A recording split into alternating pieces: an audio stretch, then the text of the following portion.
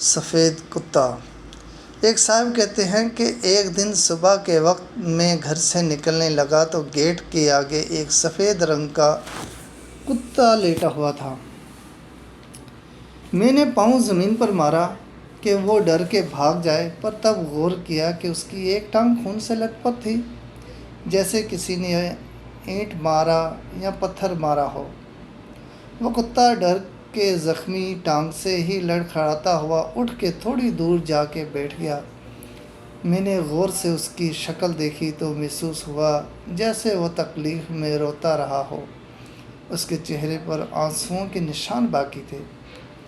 مجھے ترس آ گیا اور جس کام سے نکلا تھا وہ بھول کر میں اندر گیا اور کچن سے تھوڑا دودھ اور رات کی پڑی ہوئی روٹی لایا، برتن میں دودھ ڈالا اور روٹی کے ٹکڑے کر کے اس دودھ میں ڈال کر کتے کے آگے رکھ دیے۔ اور اتنا ڈرا ہوا تھا کہ اس نے مجھے پاس آتا دیکھ کر وہاں سے جانا چاہا، مگر دودھ کا برتن دیکھ کر وہیں بیٹھا رہا، اور جب میں دور جا کر کھڑا ہوا تو اس نے وہ روٹی کھانا شروع کر دی۔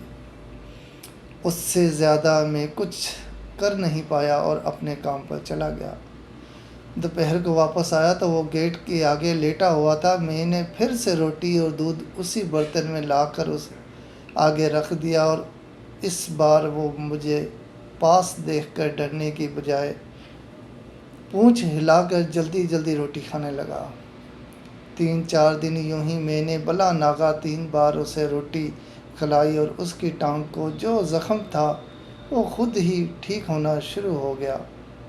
اس دن کے بعد میرے گھر میں ہر آنے جانے والے کو ایک چوکیدار کی طرح سونگھ کر چیک کرتا۔ رات کو کوئی دھتکا سنتا تو فوراً بھونک کر خبر کرتا۔ میرے بچے باہر نکلتے تو پوری کالونی میں جہاں بھی جاتے ان کے پیچھے پیچھے جاتا۔ مجھے دور سے آتے دیکھ کر بھاگ کر میری طرف آتا، جیسے مجھ سے اداس ہو گیا ہو۔ گرمیوں کی دوپہر تھی، میں سو رہا تھا کہ اچانک کتے نے بہت عجیب طریقے سے بھونکنا شروع کر دیا۔ آج تک وہ ایسے کبھی نہیں بھونکا۔ یوں محسوس ہو رہا تھا جیسے وہ کسی کو کاٹنے لگا ہے۔ میں اٹھ کر باہر کی طرف دوڑا تو دیکھا کتے نے ایک فقیر کی ٹانگ پکڑی ہوئی تھی اور وہ کرا رہا تھا۔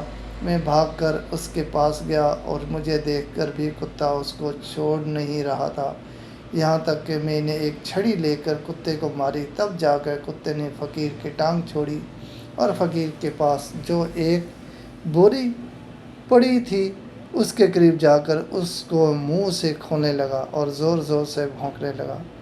مجھے شک گزرا کہ کہیں کوئی چیز چوری تو نہیں کر رہا تھا جو کتے نے کاٹا بھی اور اب بوری کھول رہا ہے۔ میں نے آگے بڑھ کر بوری کھولی تو اس میں میرا 3 سال کا چھوٹا بیٹا بے ہوش پڑا ہوا تھا۔